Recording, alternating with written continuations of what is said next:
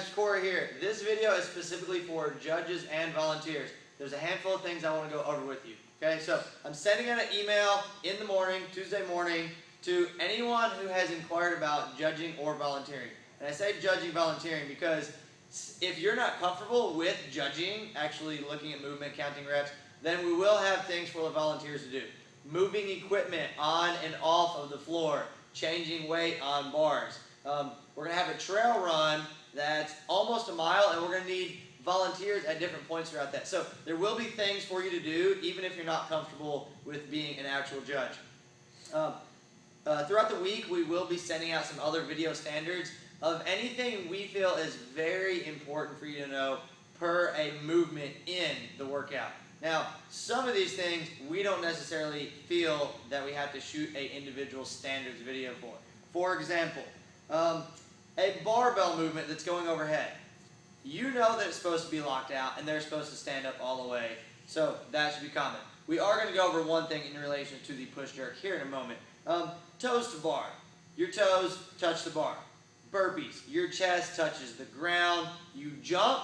You get vertical. Your hands go over or behind your head. But we want to see your hands touch. So your hands can touch up here. They can touch back here. But no field goals on the jump.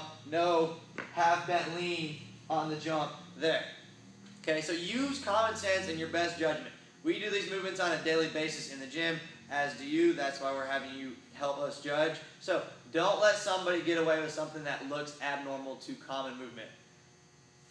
All right, moving on. If you are judging, be loud when you're speaking to your athlete, okay? Also, prior to every heat, we'll get all the athletes together, we'll get all the judges, and we'll just pair you up. There's not going to be assigned people before the day starts.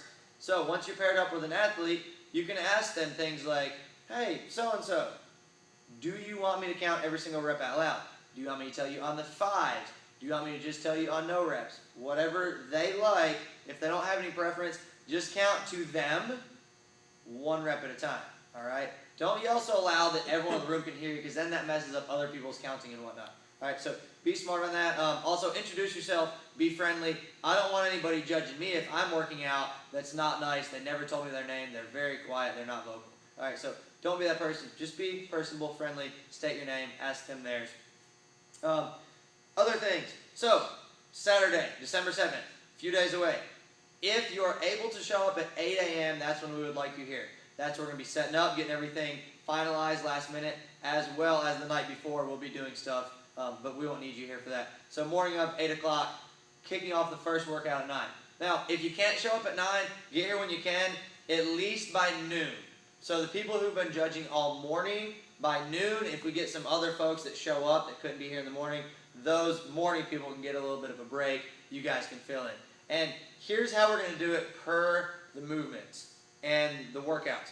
Instead of getting everybody together before the first heat starts and going over it, we're going to do as they did at CrossFit Murfreesboro, and we really like this. We're going to get small groups together individually per heat. So say there's 8 people in heat 1. We're going to get those 8 athletes, and we're going to get those 8 judges together, have a little chat, discuss what's going on. Because then if there's any questions, those people are more likely to ask than if we tell every single person in the competition at one time. Then a lot of people don't ask questions, and some things get left out. Okay, so that's how that's going to work out. Going down my list, let me see if there's anything else I need to touch on before moving. All right, so one other thing we are going to go over here is the push-jerk standards, again, but a little more in-depth on no reps for the strength portion. So I'm going to have Nick come in, and he's going to use this barbell, and we're going to go over a few things that we don't want to see, as well as clarifying what is allowed. So Nick's going to do the best power clean he can do. Beautiful. All right, so he's going to show you a really good push jerk. So go ahead, push jerk, and stand. Once he has stood all the way up, it's good. All right, bring back your shoulders. Now, he's going to show you the most common push jerk error seen worldwide in CrossFit. It happens daily. It happens at competitions. I've even seen games competitors do this. This is not a rep. What he's going to do, he's going to push jerk. The bar will be locked out overhead. His knees will be bent. Whenever he goes to lower the bar, he will stand at the same time, that doesn't count. So let's do this again quickly. Push, jerk, drop as you stand up. So we need to see you stand up. So again, push, jerk, catch, stand, and then he's good. All right, other things that are allowed. Catching the push jerk with a bent elbow. Okay, so Nick's going to go ahead. He's going to catch it with a slightly bent elbow, and then he's going to stand and press it out. This is okay.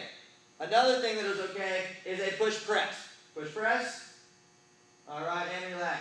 Not because we want you to push press, but per judging standards, it's kind of hard to see some people's knee rebend on the push jerk. All right, and lastly, this will not count. Any overhead movement where you fail to show control prior to dropping the bar back down. So Nick's going to push jerk or whatever, he's moving around. He didn't hold that bar overhead long enough. So let's do this again. I'll be his judge. All right. Good. So I tell him it's good, he can drop it. All right, now I'm just going to have him stand there. He doesn't need the bar. When you're judging, stand where your athlete can see you. So I could be in his peripheral on this side or on the other side, or if the situation allows, I could even be directly in front of him if he doesn't mind. That's up to you and them, okay? Now, obviously we're going to have to work around other athletes and equipment, but do not stand behind your judge. So if this is Nick's setup, and I'm back here, he can't hear me as well, he can't see me, this would be incorrect. All right, so thank you, Nick. So guys, that's all. Stay tuned for email updates as well as some other videos coming out throughout the week. Hope to see you guys Saturday at 8 o'clock. Thanks.